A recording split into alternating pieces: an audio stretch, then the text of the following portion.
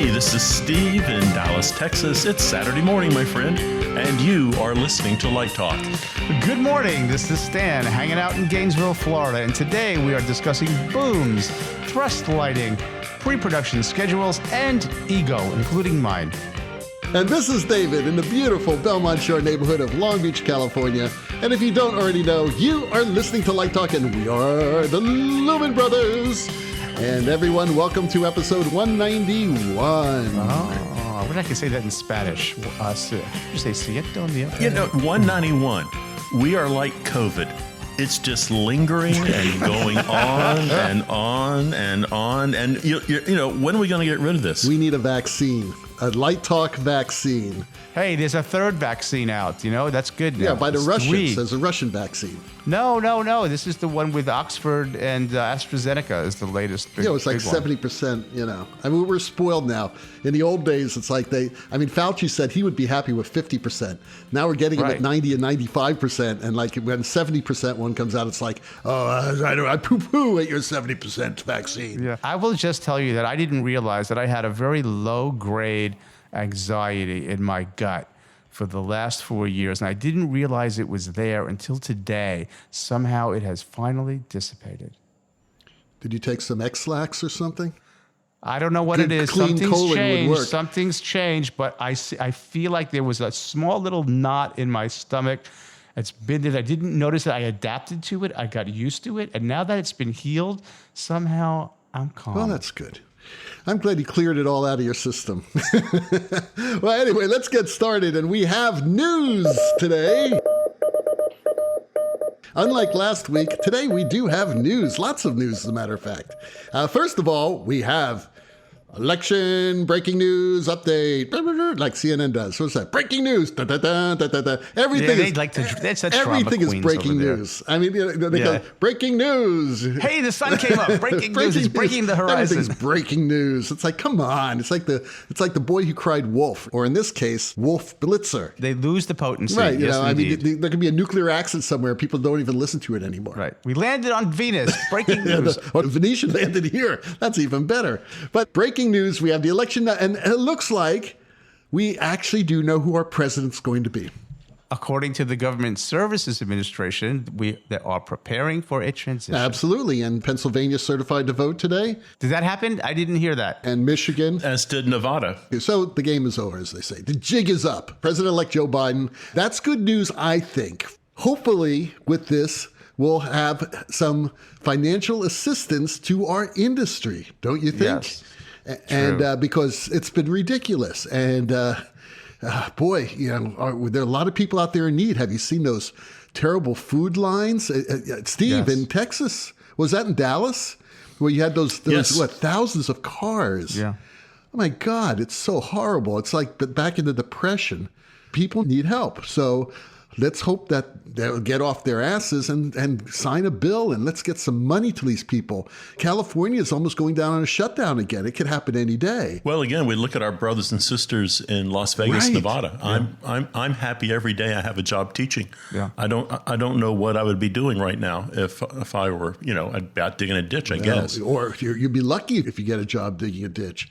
It's really, really tough right now for a lot of people. Let's hope that they sign this new bill so that we can get some help to our friends and the industry and to all the people who own restaurants and have to now, not have income either, and the people who work at those restaurants.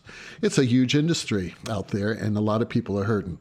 Okay, so Stan has some interesting news from the Met in the same sort of vein, helping people out. Well, according to the New York Times, if you believe the New York Times, all the news that's fit to print, they say, that Peter Gelb, the head honcho at the Met, has made an offer to all the employees. That includes the musicians and the technicians and everybody who's, I think they said about 1,000 people or 1,500 people, that they wanted to bring them back onto payroll, even though their season's canceled till, I guess, fall of 2021 at $1,500 a week.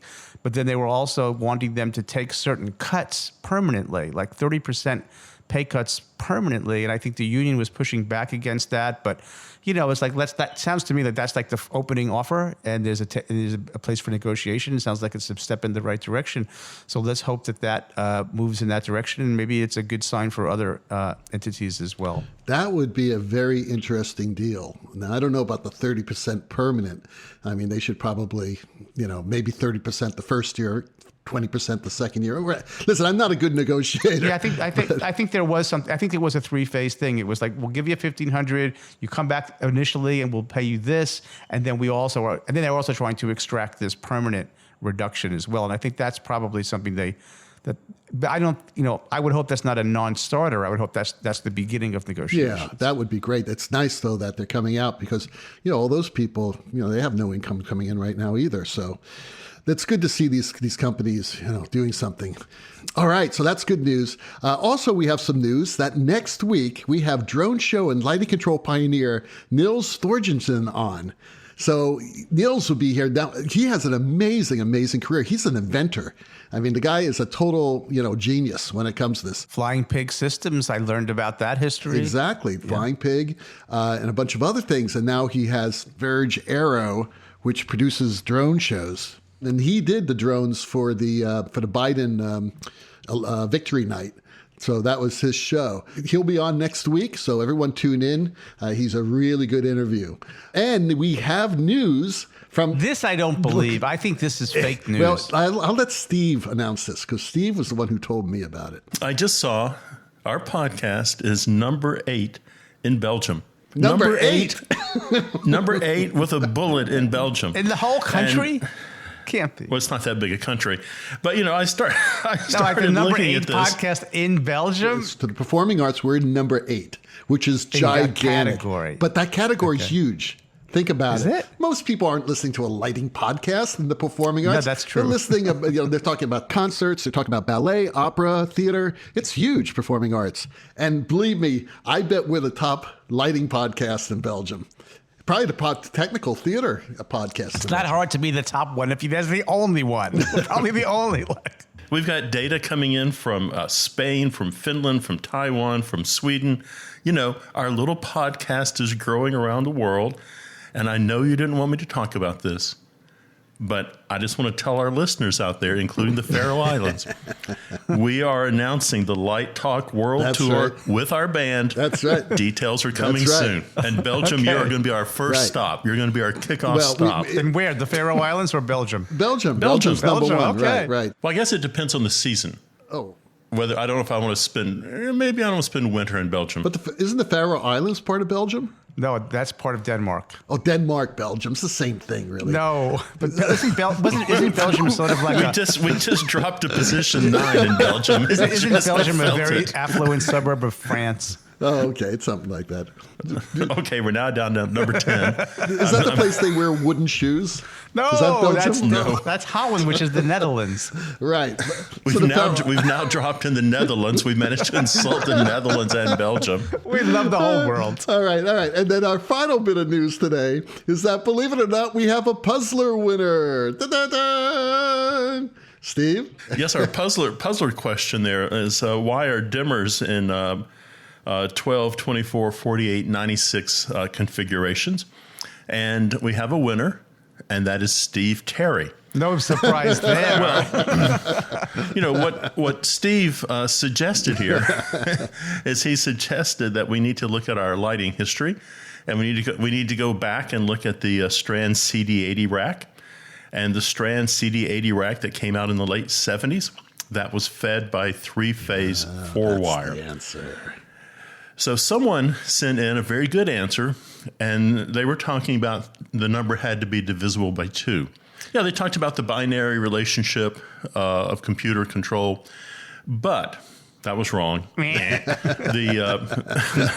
a nutshell, dimming circuits have to be divisible by 3, and that's what Steve talks about. Because of 3-phase. So that's the power. Right, A, B, and C. Interesting. 4 circuits on A, 4 circuits on B, 4 circuits on C. So there you go. But there were a lot of theories that were bandied about on the Light Talk Facebook page. It's very educational. A lot of people were involved in it, and it was. And to tell you the truth, I did not know the answer. Like no one's surprised because I'm not an electrician.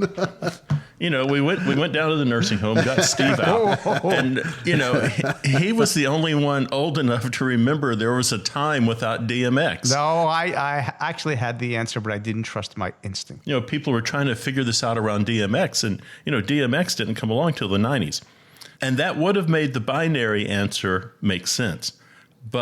And I worked with CD80s. I remember tying them in, actually. Well, Steve was your boss, right? Yes, for a while there. That's Which true. is amazing. He didn't fire you, but it was nice. It was nice. But Stan, you're going to send that Ross Perot for president button directly to Steve. You know what? If I can find it.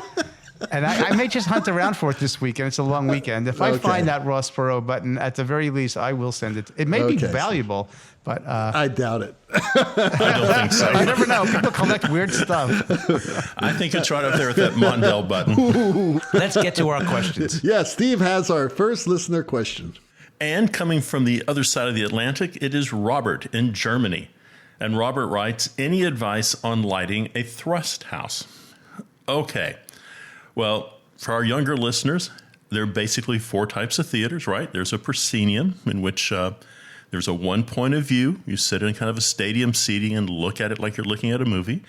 There's in the round, so you're sitting on all sides of the performer. There is a black box, which is also known as a flexible space, which can be configured into almost anything you want. And there is the thrust house, and the audience sits on 3 sides. The thing about a thrust house is the acting area extends into the audience area. So this makes a thrust house a little difficult to light for. You have to think about where you're focusing your lights, where you're putting them, so you're not blinding the audience all night long. You need to think about balancing your color. A lot of people, I was looking at this online, and people were saying things like, oh yeah, you have great strong backlight color in there. Well, maybe. But also, if you think about how thrust stages are blocked, most directors block kind of in a triangular pattern. And so when the actor turns upstage, that wonderful blue backlight turns your actor into a Smurf. So you've got to be thinking about how you're lighting that actor. And I treat thrusts the same way I treat an arena. I light from 4 sides. I start thinking about my color combinations, kind of if you want a recipe book maybe. Let's say you're trying to use yellow in your show. Well, maybe from one side of a thrust, you have a medium yellow. From the other side, you have a pale yellow. So a lot of times in a thrust house, I'll use variations of the same color. Maybe a Tahiti blue from one side and an azure blue from the other side. It's a good opportunity to throw in some gobos and open white to cut across all that color you're putting on stage. But you really have to keep thinking, rather than a proscenium, which is kind of a kick line, people are presenting forward, actors are turning constantly and presenting to all 3 sides. So you've got to have that balance of light so that when I'm turning into it, I'm still in a believable world, as opposed to what I'm looking at when I'm looking at whatever you consider front of house, whether that's left, right, or center. What do you guys do in a thrust house? Well, I learned in a thrust house at the University of Miami, and my teacher, my professor, Ken Kurtz, actually wrote this terrific article in Theater Crafts magazine. This was so old, that was before Lighting Dimensions. It was in Theater Crafts, and it was called Lighting for Open Stage Realism, and it was exactly about lighting for thrust. And it's very interesting, because unlike what Steve approaches, which is a valid approach of lighting thrust, absolutely, is that it's more like a 3-direction lighting plan for area lights. And then you add big strokes of washes for color. And usually on a diagonal, usually coming from a VOM type of position. And there's no way in the world you're going to make it look the same from every seat, unless every light's colored the same and it's the same intensity. So why try? So the way to do it, at least the way my professor taught me and the way I still do it in Thrust, the way I teach it, is 3 or 4 light areas, like Steve, that has a little bit of a change, that so you can model around the face in a nice, neutral, clear type light, and then adding big, bold strokes of color and angle on top of it. David, you bring up a good point. That kind of matchy-matchy approach is just a bad idea. It's like going down to Men's Warehouse and getting yourself a tie and a pocket square that match. You think this is going to be a good idea, but it never is. I think this big swash of color coming in and not trying to blend it all and match it all, I think you're on the right direction. I do agree that you should embrace the reality that it's not going to be some kind of identical thing across all the seats, that you live with that. And I think the approaches that you've all mentioned is exactly how I've approached it. And I've lit quite a bit of Thrust, and I actually like it. I think it's really a lot of fun. And but the approaches you mentioned make perfect sense to me. JJ in Houston wants to know, what is your school's normal pre-production schedule for lighting designs to process work start to finish? To process work. I don't know if I'm pulling this question apart correctly or not. And so pre-production is sort of one thing, and then going into production is maybe something else. And so I'll just sort of give you a little rundown. I mean, we worked through a conceptual process early on, which is about ideas and analyzing the script and talking to the director and that usual process. Then we encourage our designers to spend as much time as possible in rehearsals, watching the show, sitting next to the director, choreographer, bantering back and forth, participating in the creation of the staging. Then we sort of move into a schematic planning phase, which is like, laying out some lights, looking at some systems, responding to the scenic arrangement, and that moves into storyboards. And then from those storyboards, which could be a visualization process, it could be a sketch process. I mean, our students are given a lot of different tools, and we don't dictate which tools they use. They choose the tools that work for them. And there's quite a variation. Those storyboards develop into a rough plot. Right. And then we would say that might be where the line is from in pre-production. We're not putting things in the board. In visualization, they might be like the associate or the programmer might be putting in some stuff in the console in preparing if they were using a visualizer. And then we move into like production, which is sort of, we have like a pre-hang phase where stuff that I approve, the electrician will start putting up in the air. There's still a little wiggle room to make some changes if things change in the rehearsals. Then we finish the hang. It gets focused. We go into tech, dress, open as normal. And then there's one thing that we like to do that I think is important that often gets overlooked, is that we have a reflection period. We have an opportunity to go back and look at the work, look at the results with a critical eye and talk about it. And one way we do that is we go to the photographs, and I sit with my student and we go through like rushes in film, and we look at those shots, and then we sort of very quickly identify, throw it out, throw it out, throw it out. We do 3 passes until we get down to the good shots, and then we'll talk more specifically about the results of each shot and compare it to what the designer was going for and what we ended up getting and how we thought it worked. Well, we work, I guess, a little differently, and I interpret the question a little differently. So we're at a university. We're not at a Lort Theater. We have a completely different schedule than a professional company has. So when I say this and everyone goes, oh, you got to do a show in 3 weeks. Well, maybe you do. Maybe you do at an equity house, but I'm at a university, so we work differently. So I think about this over a 7-week period. So 7 weeks out from the opening of the show, that's when we get the first preliminary plot back. Then when we're about 5 weeks out, we get our second preliminary plot. And this is when the show is being looked at by the electricians. This is when it's being costed out. Then we're looking at labor, installation. We're looking at the whole thing moving in. Are there problems? We're working through the idea of the focus. But those 2 preliminary plots are an opportunity for the students to meet with the master electrician and talk through the show and look at scope of project. The week after that, we have the final plot due. And at that point, there's no changes. We're now moving into the next week, which is hang. and focus. Then we move into tech. That evolves into dress, and then we're at opening. So our whole process, excluding all the designer-director conversations, once we start putting pencil to paper, we create that show in about 6 weeks to opening.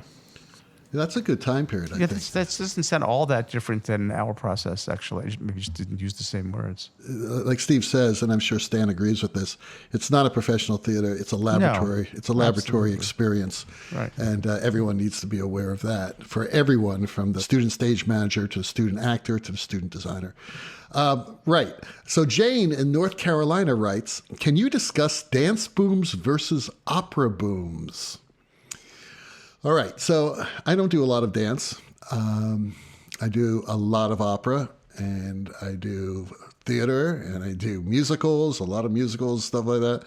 And to tell you the truth, it's a boom. I don't think there's a difference. I mean, there are different types of booms. You have booms that you flange to the deck, right? And then you tie off to the grid and you hang sidearms on. And of course, those are semi-permanent, so you can't get any wagons in and out.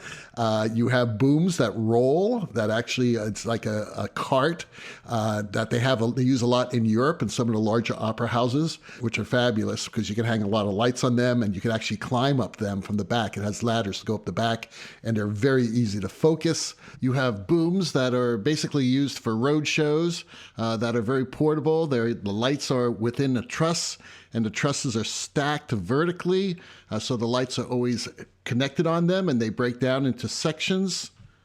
You have flying booms, which actually fly in and out on pipes or other devices so that they can clear for wagons that move on and off, but then they can fly back in.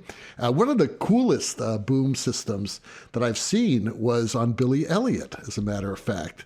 And I don't know if you guys seen that show or seen that plot, but it's really quite brilliant. Rick Fisher used a lot of flying booms. There could have been ladders or trusses. I'm not too sure, but that was really cool. And that's about it. So am I missing something? What exactly is the difference between an opera boom and a dance boom? Steve, do you know? Well, let me ask you a question, because I'd never thought about that much either. And someone years ago was telling me that there's a focus difference. But, I don't know that there is, but I'm going to take their word for it. And they told me with a dance boom, the emphasis is for the light to go upstage, downstage, and to stay off legs, obviously. And an opera boom was trying as best it can to stay off legs, but to cheat the light from downstage to upstage so you get more light on the performers' faces. I don't know if that's true. Clearly there's some issues there with where all that excess light is going when it crosses the stage. There's logic to it. Well, I don't know about this. But I just thought I'll throw that out there. I've never focused a boom that hits the leg on the other side. Never. Right. Ever. Right. What if there's scenic legs and it doesn't? Well, you got to still throw, unless you want that shadow, you got to throw light on there, and it's going to hit, and it's going to create a shadow. And then people are going to cast their shadow on. Right, that's what I'm saying. Right. So Yeah, sometimes you do that intentionally. Absolutely. We talked about this on a show a few episodes ago about focusing techniques for side light, and I don't see a difference from doing a musical, an opera, and or a play or a dance piece. There's certain ways. Sometimes you're going to leave the downstage open. Sometimes you're going to do sharp lanes. Sometimes you may even have two sets. It's really interesting. I posted that terrific 1975 New York Public Library video of a chorus line before it moved to Broadway. And you can exactly see, even though it's a terrible video, and boy, I watch that thing and I get goosebumps because those actors and singers and dancers are so amazing. What a great show that was. But you can actually see that Theron kind of had two sets of side light. She had some side light that was open, but then she had side lights that were strictly lanes. So people would go in and out of lanes, and she used that all the time, and the choreography used it all the time, so that you had this amazing sense of travel, of distance, going light, shadow, light, shadow, light, falling shadow. into dark, being able to fall into darkness is. And they use that with those periactoi that would like turn at the same time. One of the greatest moments is at the end of I Think I've Got It, or I Hope I Get It, whatever the opening song is, where they all like go upstage right before the build to the button, and they go upstage like 2 steps upstage. And at that point, they go to cross light. And as they come down stage, the light actually fades down in like a 3 count, and those mirrors start to turn, and it goes to a complete blackout in like 3 or 4 seconds. And then they hit that line, and boom. And they hold it up with those great chords at the end of that song, right? And the only way she could do that, and actually I talked to her about this. I when I was a grad student, I said, that was one of the greatest lighting sequences I've ever seen. And I asked her, how did you come up with that? And she said, I just watched rehearsal. I thought it was fantastic. Rehearsal. She watched rehearsal and saw it in her mind's eye. And to do that, she had to do very strict lane focus on the side light. So again, it just depends on what you want to do. Do you have a favorite moving light for booms? I've used a lot of different moving lights on booms. They have to have shutters, obviously. Right. A favorite one, I don't know. I've used Clay Packy fixtures. I've used GLP. What are those, 350s? S350s? Yeah, I've used those on booms. But I don't know the difference between an opera boom and a dance one. I'm sorry. So maybe there is, and maybe one of our listeners can go ahead and tell us. Or maybe it's just the story has morphed over years, and there's this person running around now going, oh, this is what an opera boom is. I don't see a difference. We'll have to call Jane. There's no difference. You are listening to Light Talk, and today Light Talk is sponsored by... This is a public service announcement from VioBland, the Vegan Institute of Better Living and Nutritious Diets. We at VioBland are dismayed at the continued sponsorship of Light Talk by Pet Sweater Japan. This dubious company has advertised the most disgusting products like turtle jelly, drunken shrimp, tech table turkey loaf, cow piss, and wasp cookies. Many of our volunteers who enjoy listening to the Lumen Brothers end up vomiting halfway through the show. Contrary to public opinion, not every listener of Light Talk is a gross, disgusting carnivore who would, given the choice, eat their pets before consuming a piece of delicious tofu. We at VioBland would like to educate the remaining deplorable troglodyte listeners of Light Talk toward healthy alternatives to the poison that Pet Sweater Japan hawks to unsuspecting consumers. Instead of turtle jelly, why not try a delicious and healthful helping of kelp kreplach? For Thanksgiving, substitute tech table turkey loaf with tofu mignon, or try a fermented salt wafer instead of a wasp cookie. Your colon will thank you in the morning. Finally, a word of caution to our friends in the theater.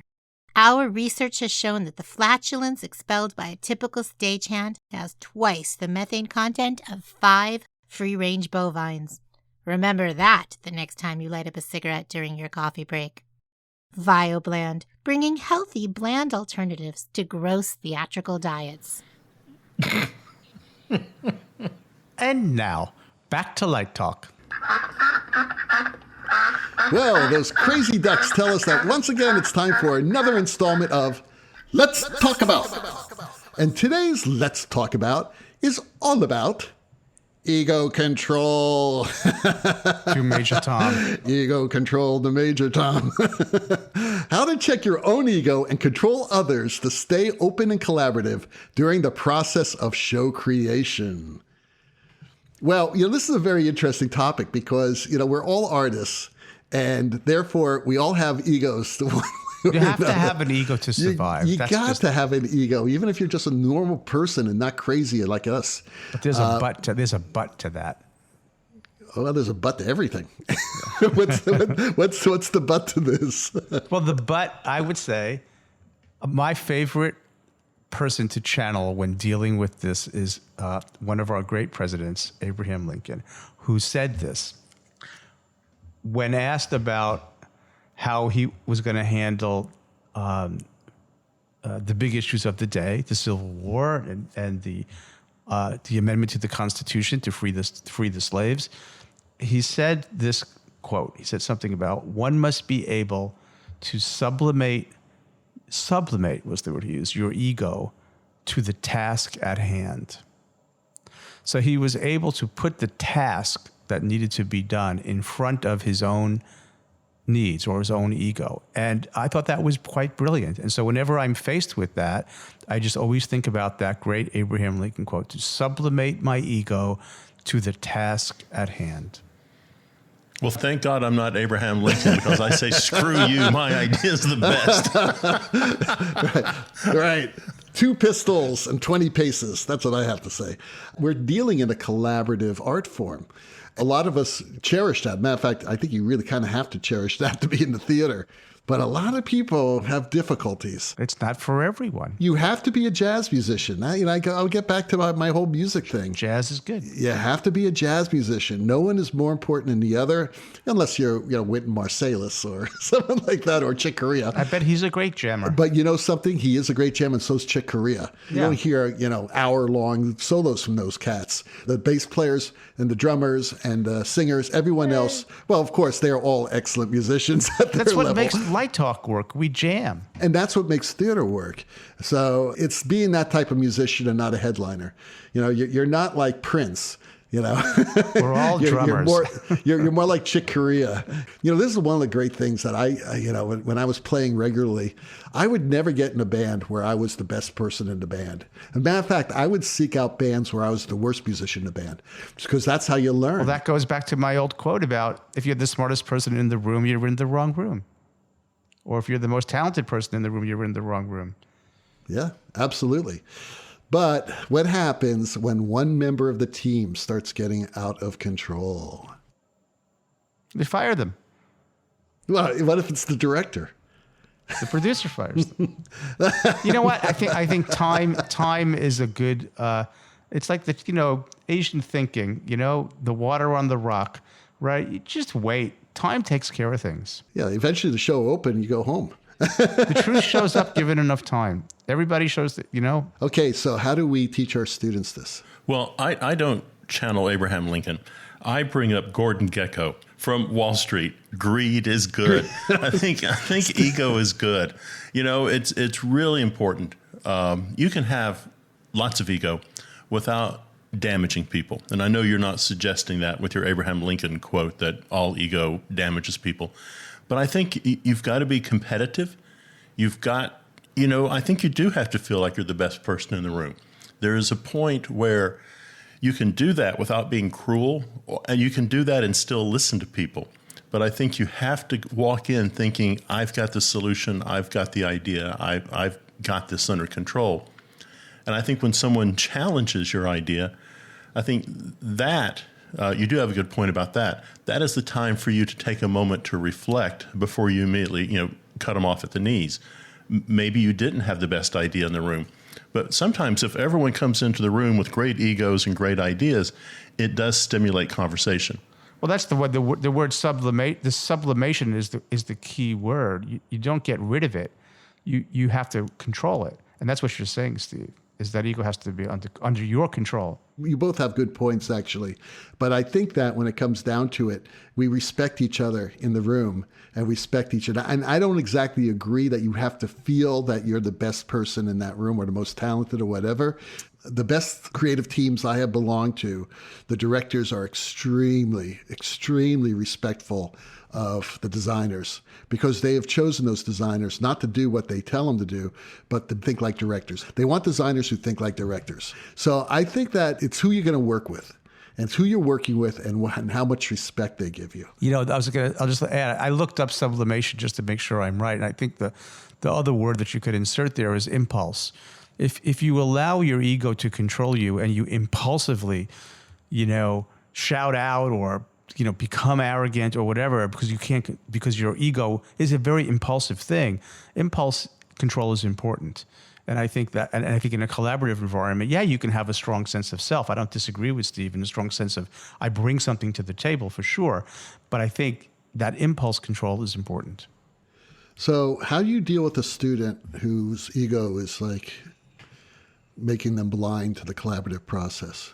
I wonder how they got there in the first place. Give us a case study, like sketch a little example. Well, I mean, if someone is very stubborn about an idea and the director, who may be a faculty member or maybe a guest or whatever, comes up to you and talks to you, say, John is a little out of control here. He kind of thinks he knows what he's kind of bullying the other designers who may not be, as Steve says, thinking that they are one of the most talented people in there.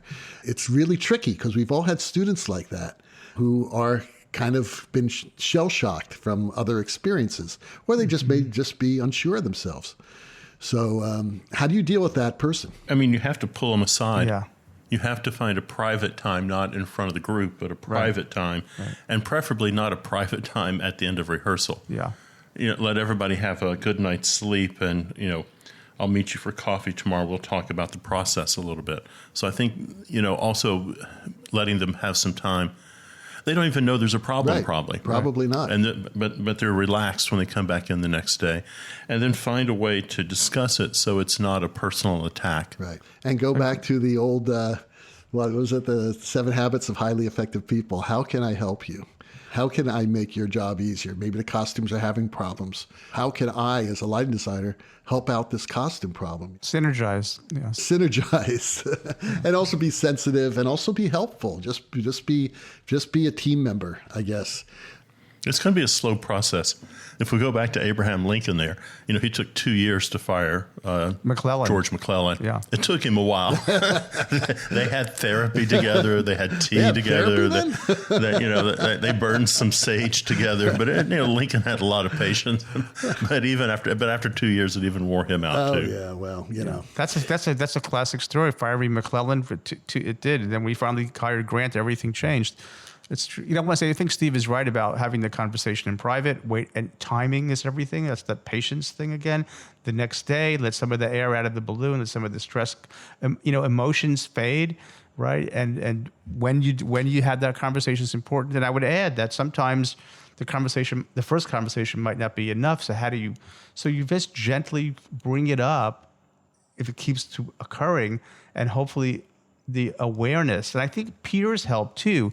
If other people tell the student, here's something that we saw, and to try and avoid you statements, to try and avoid accusatory statements, and say, this is how I felt when that was going on.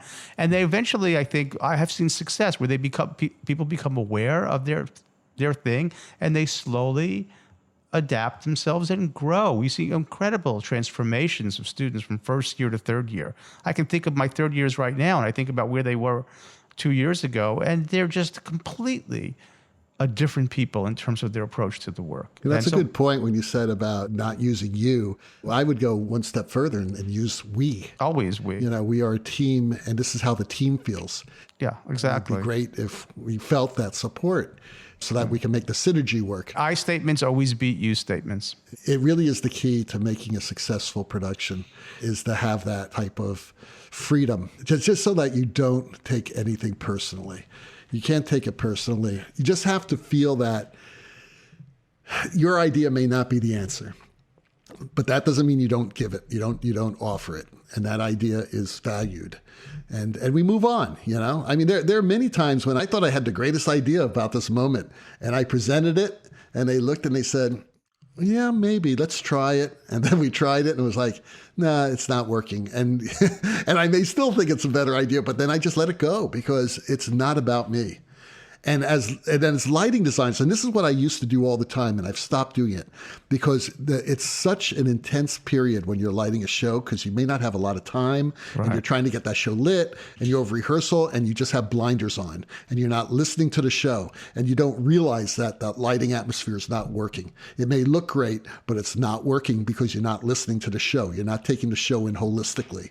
And that is what ego causes. And that's a real big problem. You will not be successful if you have blinders on and you're not watching and listening to the whole show in a holistic way. I was just flashing back on when I was in Florence, and when you go to see the David, you actually walk down this great rotunda, and there are all of these sculptures called the slaves, and they're unfinished. And there's you have the emerging figure of the person, and they're only half sculpted, and the rest of it is still stone, and he's not done. And you read about it, and it talks about Michelangelo was saying that he didn't, like the sculpture was already in the stone, And his job was just releasing them.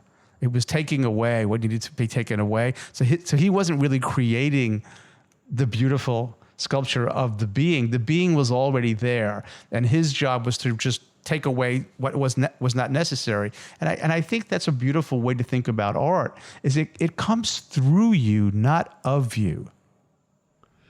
Yeah, that's great. I've heard that before. I know that story. My art history teacher told me that story, and it was so illuminating. We're a vessel by which the creative source comes through us, not of us. But Michelangelo had a little bit of talent. Just a tad. Well, if talent is being connected to the creative source in the universe, if that's what art is, he had a really strong connection with not a lot of static.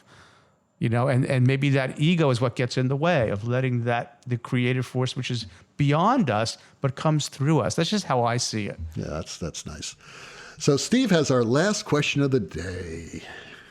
I love this question. It's Eric in Oklahoma. That's good. And he writes, I just got hired to light up our courthouse for Christmas. Woohoo. The building is now illuminated by high-pressure sodium spotlights. I want to color these with red and green gels. Ooh. Will this work, or will the gels just burn up? Okay, this is like the best Christmas question ever. It is red and green, sodium vapor. What could go wrong? And let me just say the gels are the least of your problems. That's true. But if you're looking for something, I found. Let's see here, Special FX Lighting. Oh. And it's let's see, the website here is fxlighting.com. And that's just a cesspool of how to take care of these kind of industrial lights. I just don't know who to bounce this question to yet. Should I send it to David, who is Mr. Red and Green? Should I send it to Stan, who is Mr. Architecture? Let me just say, your gel is not the answer. No, gel is not the answer. So you know what? He could probably find a retrofit LED source for those housings. Right, and it could. Is the city going to let them take them apart? Yeah, right. They're probably all rusted. Well, they might. Well, first of all, because he can put the sodium vapors back in when he's done. But why does he not want sodium? Well, because it's 550 nanometers only. It's a narrow band source. And that red is going to look really good. The green may work. You don't have. There's no red or green in that light in that source. So what Stan is saying is the higher pressure sodium lights have over 80% of their output at shorter wavelengths than red. So already combined with our little human eyes and a sodium vapor light, what's going to happen is that red is going to look orange. It's never going to look red. Doesn't matter how much gel you put on it. You can't add what's not there. It's a filter. Subtractive color mixing. Yeah, he has to have a different. And to answer the question of gel will melt, and 100 to the UV will destroy the gel as well. There are companies that make any gel color you want in glass substrate designed for exterior. There's less of that now with the LED revolution, but you might be able to find that. But the simple solution, find a retrofit LED source for that light, put it in there, and get a glass filter.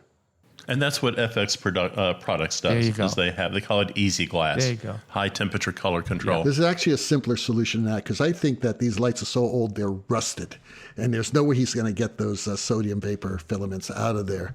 Yeah, I think what you're going to have to do is go down to Home Depot and buy some really high-powered LED lights, right? Just white or colored, whatever, and then gaffers tape them onto the pole right next to the sodium vapor lights and go for it. It'll be cheaper, it'll be quicker, and it will get the color you want. Since you're going there, assuming he has some money, I do have a product for him. It's the courthouse. It's a courthouse. They got money. Those people paying fines every day. I'm going to recommend that he go to, I will post this on the Light Talk Facebook group, that he go to Cast Source, which is an architectural lighting company who has a beautiful new product called the RGBW Bluetooth controlled source fixture. I have 4 of them in my house. I'm demoing them for the company. They are gorgeous. They are bright as heck. You set the cue from your phone, tell it when to turn on, have it do a dance, have it just do colors, whatever you want. They're not, I don't know what the cost is, but man, I run mine at like 3%. And they're in any color. They're bright as heck. It'll take the courthouse into a new realm. So I will post a link to that particular technology. Home Depot, $29.95. Stay out of Home Depot in the exterior lighting and a world. roll of gaffer's tape, and you're done. And Michelangelo could have had a bucket of white when he was painting the ceiling. Okay, so let's throw Eric a bone here. So he's got his red and green courthouse. Right. Can he go to Home Depot and find a light that he can put a gobo in? Ooh, I don't know about that. I've never looked for or homemade gobo or a kook in front of it, so you get some texture on that thing. Since we're going down to Ace or Home Depot or Lowe's, we're getting real fancy here. Oh, okay. Well, Eric's got some plans. Okay. I think you just got to listen to our show next week, because we're going to be talking about drones, and you can do your own drone show. Who needs an expert? Just buy about 10 drones. Deep pockets. No, the drones aren't that expensive. You can buy the cheap ones, and you just fly them up there and just gaffer tape a flashlight to it. It like goes like Drone Focus Deluxe, right? And just have like a green flashlight here and a red flashlight there, and you're done. All right, time's up. Well, the rocking sounds of the luminoids tells hang on. I think you two have introduced a good puzzler for next week. Oh, what is it? What's the new puzzler?